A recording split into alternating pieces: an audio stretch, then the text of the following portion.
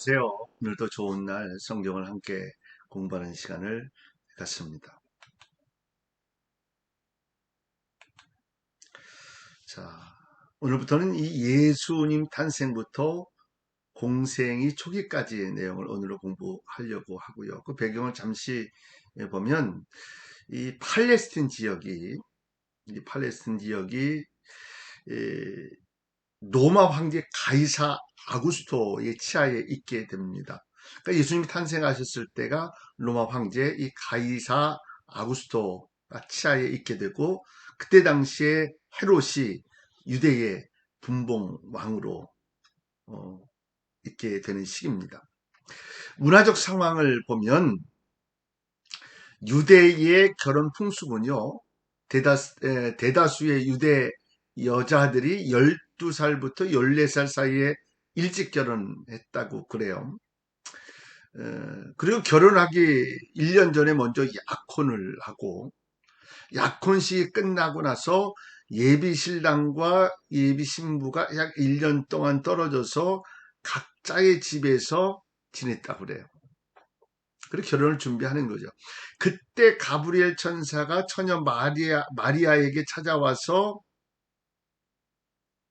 이제 임신에 대한 설명을 한 거죠. 이때 상당한 믿음이 아니고서는 받아들이기 참 어려운 일이잖아요. 그리고 그때 당시에는 정혼은 증인 2명과 양자 합의로 이루어지고, 또 파혼은 역시 증인 2명과 간단한 이혼장으로 성립이 된다고 그래요. 당시에 처녀들의 혼인은 수요일날, 또 과부의 혼인은 목요일에 조촐하게 잔치를 치르게 된답니다.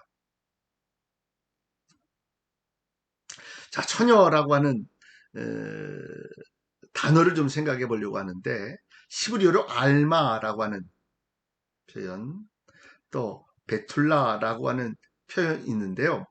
이 알마는 결혼과 처녀성 유무에 관계없이 20세부터 40세 정도의 젊은 여자를 의미하고, 또 이 베툴라라고 하는 표현은 남자를 경험해 보지 못한 동정녀를 표현한다고 합니다. 자, 이제 오늘 함께 생각할 내용을 전체적으로 한번 생각해 보려고 하는데요. 하나님은 사가랴 제사장이 성전에서 분향할 때 세례 요한의 출생에 대해서 예고합니다. 근데 사가랴는 믿지 못하고 요한이 출생할 때까지 말 못하는 자로 지내게 되어지죠. 그리고 엘리사벳이 요한을 임신한 지 6개월 되던 때에 천사 가브리엘은요, 나사렛에 있는 요셉과 정혼한 마리아에게 나타나서 예수를 잉태할 것을 예고합니다. 이에 마리아는 유대 산골에 있는 엘리사벳을 찾아가서 만난 후에 3개월 만에 나사렛으로 돌아오게 되고요. 이를 세례 요한이 출생한 후에 마리아는 로마 황제의 호적 등록을 위해서 요셉과 함께 베들레헴으로 오게 되어지고, 이곳에서 예수님을 출산하게 된 것입니다. 이때 목자들은 예수님의 탄생의 소식을 듣고 아기 예수님을 방문하게 되고요. 또 그리고 예수님은 정결 의식을 이루기 위해서 예루살렘 성전에 가셔서 시몬에게 할례를 받게 되어집니다. 이후에 2년 정도 후에 동방박사들의 방문을 받게 됩니다. 우리가 이제 성경에서 또 이해하는 거하고는 조금 다르죠. 그렇죠? 좀 시간이 동방박사들과 목자들과의 예수님의 탄생을 이야기하는 것은 좀 시간이 걸렸다. 뭐 정확하게 2년이라고 이야기할 수 없지만 좀 시간대는 달랐다. 이렇게 이해를 하시면 되겠고, 헤롯이 이 동방박사들의 이야기를 듣고 유아들을 죽이려고 한다는 소식을 천사들의 지시로 이 마리아하고 요셉하고 듣게 되어지고 결국 어디로? 애굽으로 피신을 하게 됩니다. 이제 헤롯이 죽고 난 후에 애굽에서 나사렛으로 돌아오시게 되죠. 요셉과 마리아와 또 예수님이 그렇게 나사렛으로 돌아오게 됩니다. 그리고 12살 때 유월절을 지키기 위해서 뭐 이스라엘 사람들은 유월절을 지키고 예루살렘에 이렇게 모였다고 하는 거죠. 그리고 다시 돌아와서 30세가 될 때까지 나사렛에서 성장을 하게 됩니다. 그리고 공생의 시작을 위해서 세례 요한에게 세례를 받으시죠. 그 다음에 광야에서 마귀에게 시험을 받으십니다. 그 이후에 세례 요한의 두 제자가 예수님을 따르게 됩니다. 빌립과 나다나엘을 부르셨어요. 그리고 가나에서 첫 번째 기적을 베푸셨고 예루살렘으로 올라가셔서 성전을 정결케 하셨고 또 예루살렘에 머무는 동안 니고데모가 예수님을 방문하게 되어졌고요. 다시 갈릴리로 오시는 가운데 수가상 여인과의 대화, 여기서 생명수에 대한 말씀을 하신 내용, 여기까지 오늘 우리가 함께 하려고 하는 것입니다.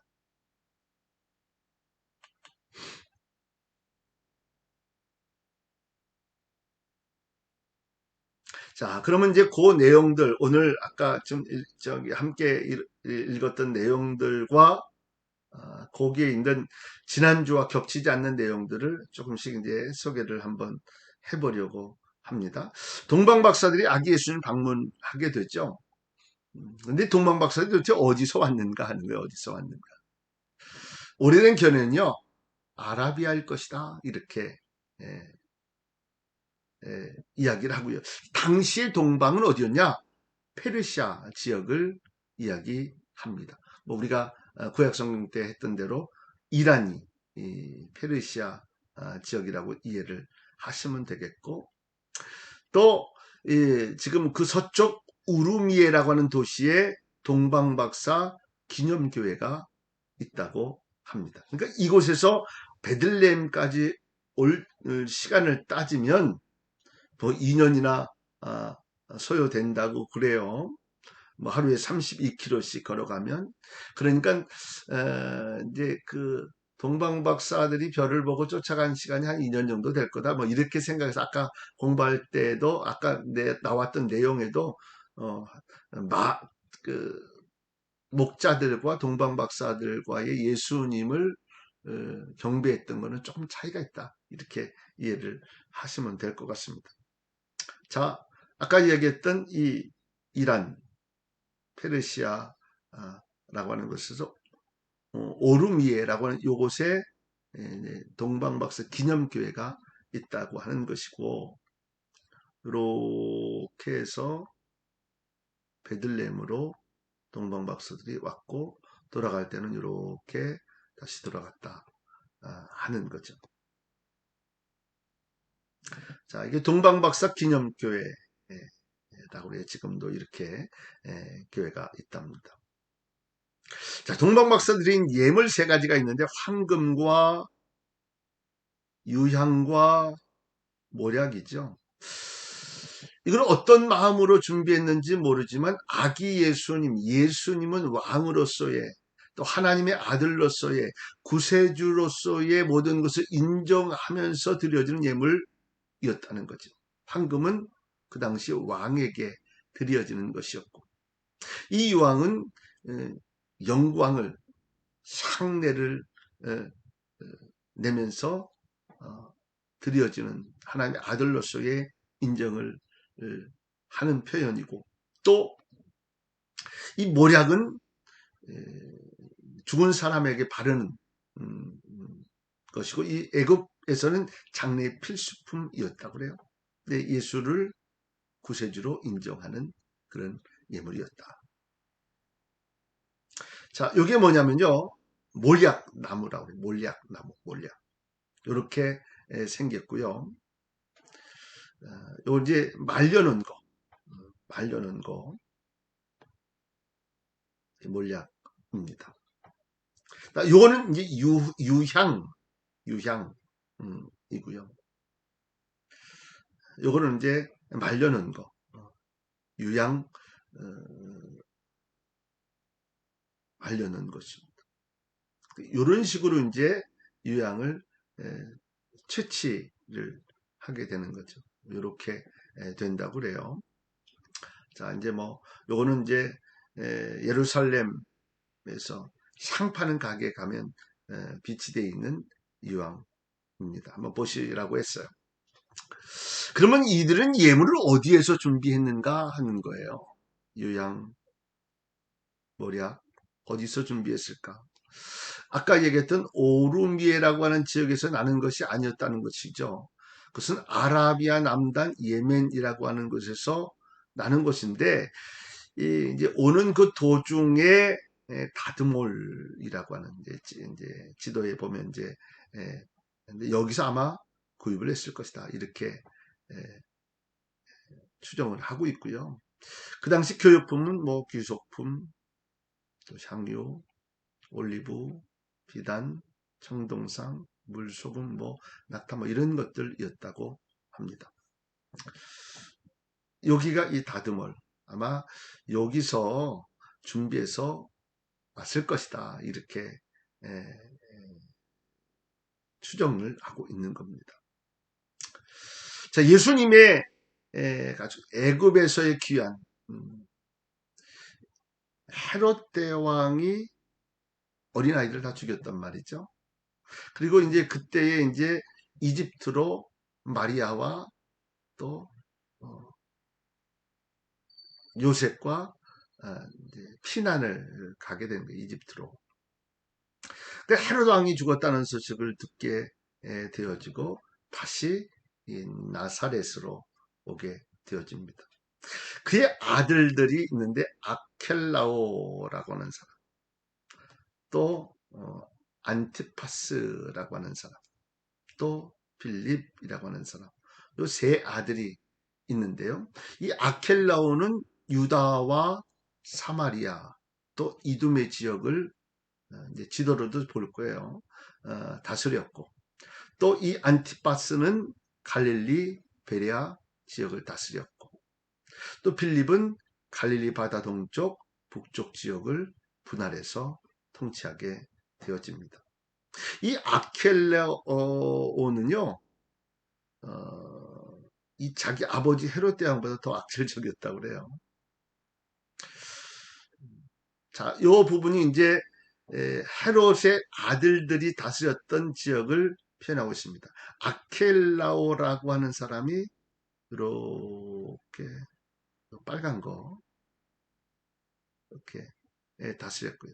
헤롯 안디바가 이 녹색 여기를 다스렸고요. 빌립이 이렇게 다스렸죠. 지난주에 배웠던 뭐 가이사라 빌립보가 가이사라에게 잘 보이려고 자기 이름과 같이 복합적으로 만든 도시가 이 가이사라. 제가 이 가이사라는 물이 많다고 그랬어요. 헬몬산에서 흘러내려오는 그 물들이 막 많으므로 이쪽 지역은 굉장히 뭐 풍성한 물이 풍성. 그래서 뭐 가지도 나무도 많이 있습니다. 저는 이런 식으로 헤롯의 세 아들이 다스리는 지역입니다. 12살 때의 예수님, 12살 때 예루살렘으로 가셨는데 그 이유는 성인식과 관련되어 있을 것이다. 이렇게 생각을 하는 거죠. 그리고 예수님의 부모들이 하루길이나 되는 모습을 가다 보니까 예수님이 없어요. 그래서 이제 다시 돌아오게 되어집니다. 그 키로수는 한 5km에서 한 10km 정도일 것이다. 이렇게 생각하고 그 당시 예루살렘 인구는요. 20에서 25만. 절기일 때는 100만 명 정도가 모였다는 거죠. 정신없이 가다 보니까 잊어버려서 다시 찾아간 거죠. 그래서 유명한 사실은 예수님이 성전에서 랍비들과 율법에 대해서 듣기도 하고 질문도 하셨다 하는 거예요. 성전에서 부모를 만난 예수님이 너 어떻게 여기 있냐 그랬더니 내가 내 아버지 집에 있어야 될 줄을 알지 못하셨습니까? 라고 하는 유명한 말을 하죠.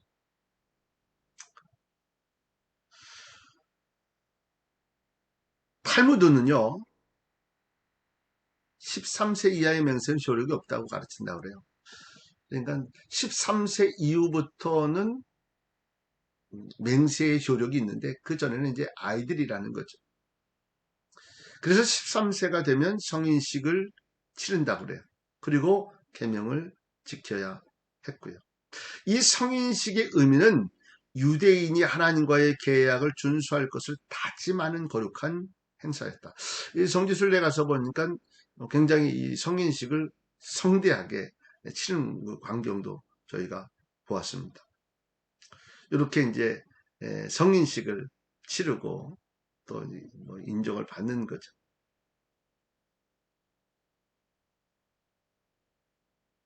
자, 세례 요한의 시작. 이 세례 요한이 사역을 시작한 때는 디베리오 황제 통치 15년, 본디오 빌라도가 유다 총독으로 있을 때,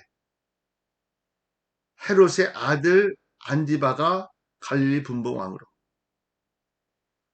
동생 빌립이 이두레와 드라고니 지역의 분봉왕으로, 안나스와 가야바가 대제사장으로 있을 때 사역을 시작한 것이죠.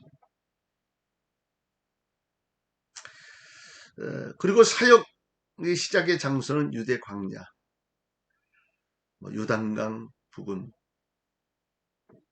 그래서 많은 사람들이 이걸 추종을 하고 그렇게 지내고 있었던 것을 우리가 압니다. 유대 광야, 이런 곳에서만 살지는 못했겠지만 하여튼 이 광야의 모습은 보통적인 도시와는 달랐다. 자, 그의 모습은 어땠냐면 낙타털 옷을 입고요. 가죽 뒤로 허리를 메고요. 메뚜기와 석청을 먹었다. 그의 전파의 내역과 사역의 모습은 회개라고. 세례 요한 하면 그냥 회개 그리고 세례를 전파했다. 그가 강력하게 회개하라 천국이 가까웠느니라. 주의 길을 예비하고 또 내 뒤에 오시는 이는 나보다 능력이 많으시다. 이렇게 그의 표현 가운데 있습니다.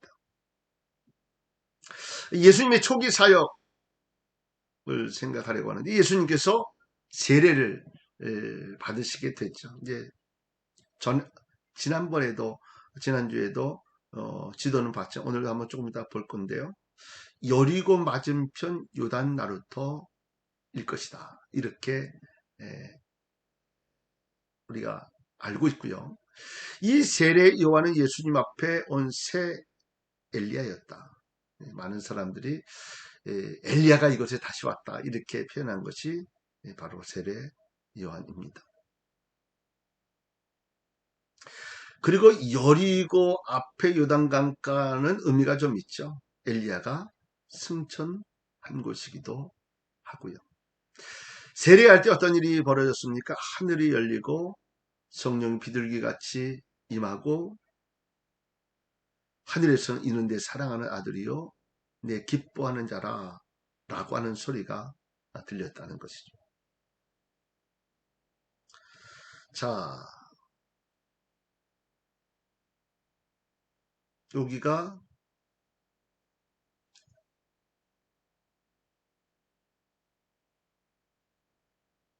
이 갈릴리, 여기가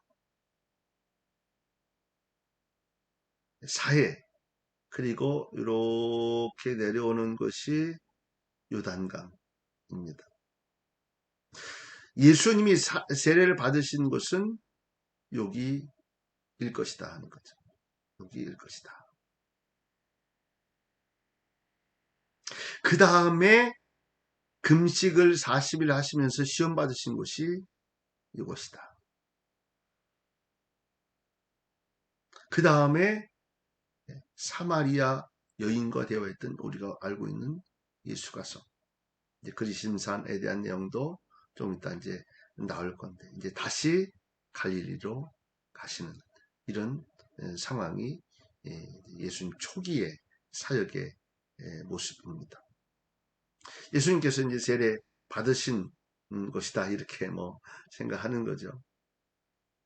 지금 이제 현대에 있는 여기가 이제 요단강이에요. 어저께도 지난주에도 말씀을 드렸지만 저 위쪽 지역에서 물을 막다 보니까 지금은 이제 개천처럼 이렇게 작은 내천처럼 되고요. 이곳에서 이제 세례를 받습니다. 이렇게 옷은 빌려서 입습니다. 빌려서 입어서 들어갔다 이제 나오는 그런 예식을 하죠. 이것도 세례 받는 곳입니다.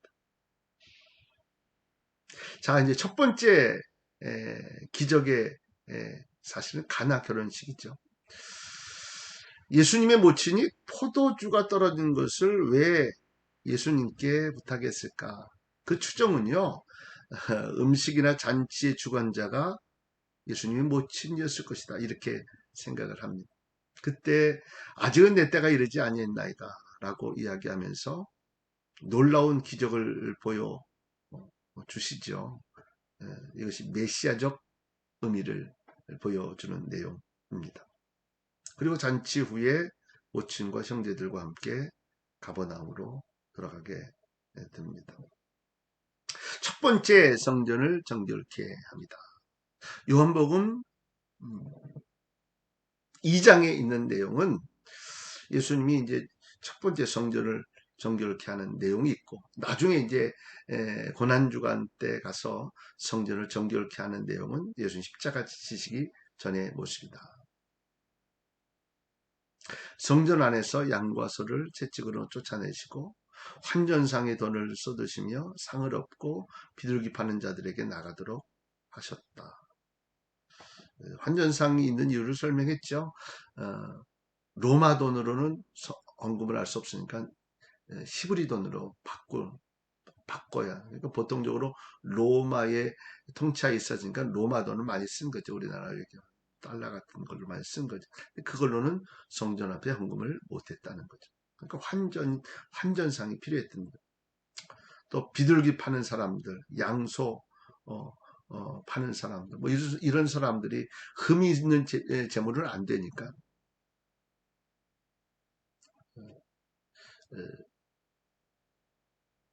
흠이 없는 것으로 팔다 보니까 이게 막 장사가 잘 되는 거죠.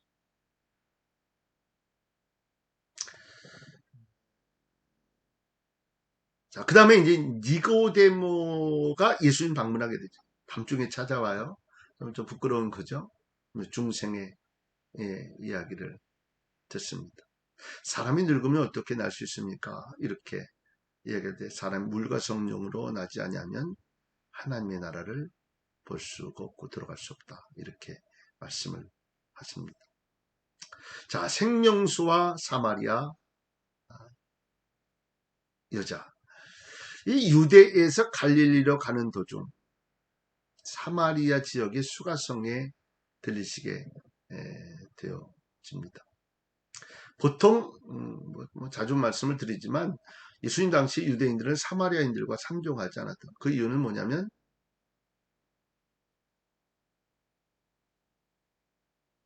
혼혈계였기 때문에. 그래서 이제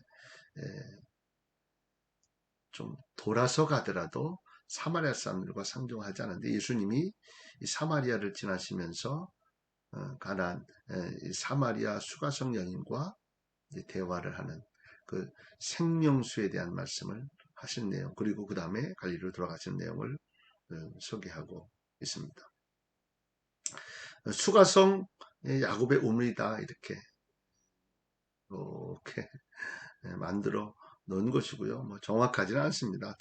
그러나 그렇게 추정들을 하고 있고 기념으로 그렇게 해놓는 것입니다. 영생수에 대한, 그러면서 예배에 대한 내용을 말씀하시는데 예배는 그리심산이나 예루살렘의 이 장소가 중요한 것이 아니라 어떻게 해요? 하나님 영이시 예배하는 자가 영과 진리로 예배하지는 마음이 중요하다라고 하는 것을 말씀해 주시고 있습니다.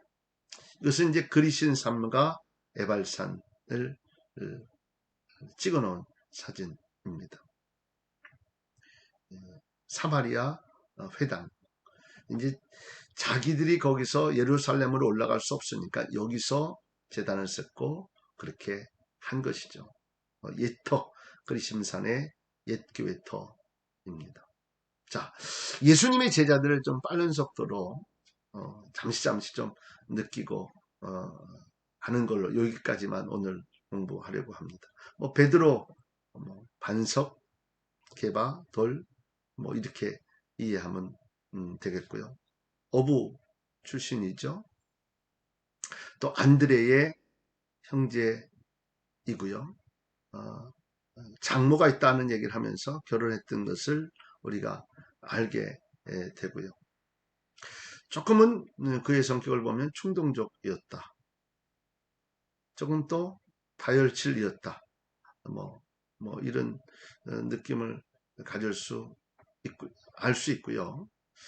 또 오순절 역사 이후에 영감하고 또 많이 그 열정은 있고 그래서 주님이 사랑했던 수제자였습니다.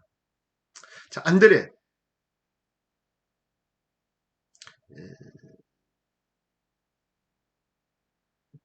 어부였고요. 또 시몬 베드로의 또 형제였고 또 세례 요한의 제자였고 또 상당히 열정적이었던 것 같아요. 호기심도 있고 또 수완도 좋은 그런 안드레였다. 야고보 세베대의 아들, 이 세베대의 아들을 우리가 야고보가 이제 또 나오는데요. 야고보 장로 이렇게 나중에 되어지죠. 복수심이 좀 있고 맹렬하고 이기적이고 좀 교만한 모습도 있죠. 요한 세베대의 아들 야고보와 요한 아까도 했지만 요한도 역시 아버지가 이제 욕심이 있어서 예수님 편에 야고보 한쪽은 요한 이렇게 세워지기를 원했던 그런 모습이고 나중에 반모섬에서 요한일서, 요한이서, 요한삼서, 요한계시록을 쓴 장본인이 바로 요한입니다. 세례 요한은 아니에요. 그렇게 이해하시면 되겠고 복수심 많고 맹렬했다. 판단을 잘했다. 좀 이기적이었다. 나중에 성령을 체험하고 나서는 저 사람들 확 그냥 우리 저기 거절한 사람 확 그냥 죽게 하시죠. 이렇게 했는데 나중에 어떻게 하냐면 우리가 사랑하자. 이렇게 표현을 하게 되고 사랑하자. 이런 마음을 갖게 됐던 그 장본입니다. 마태 우리가 아는 대로 레위 사람 또 이 마태의 이름은 하나님의 선물이라고 하는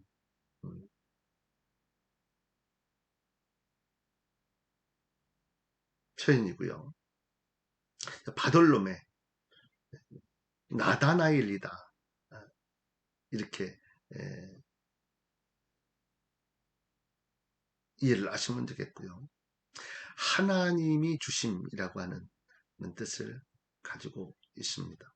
회적이기도 하고 정직하기도 하고 신실하기도 하고 그랬던 빌립 사도행전에서 나오는 빌립 혼동이 되곤 한다 하는 것 그렇게 이해하시면 되고 말을 좋아하는 사람이었다. 조금 융통성이 없고 어리둥절한 모습 자, 도마. 도마 하면 의심 많은 도마. 우리가 그렇게 이해하시면 되겠고요. 질문이 많고 똑똑해서 그런가 보죠. 아까 야고보 세베대의 아들 야고보였는데 오늘은 알페오의 아들. 그러니까 작은 야고보라 이렇게 불려졌던 사람입니다. 다데오. 우리가 잘 이해하지 잘 들려 우리가 잘 익숙한 이름은 아니죠. 어, 질문이 많고 혼란스러웠다. 자, 시몬 열심당원 시몬 가나안인으로 열심 있는 사람이라는 뜻. 열정이 있었던 것 같아요. 그 다음에 우리가 하는 배반자의 심벌이라고 얘기할 수 있는 가룟유다. 그렇죠. 결국은 주님을 배신하는 양심의 가책을 받고 자살하는 이런 모습을 보게 됩니다. 오늘 여기까지 하고요. 다음번에는 예수님이 이제 갈릴리 1차, 2차, 3차 이렇게 해서 또 공부할 수 있는 시간들을 갖도록 그렇게 하겠습니다.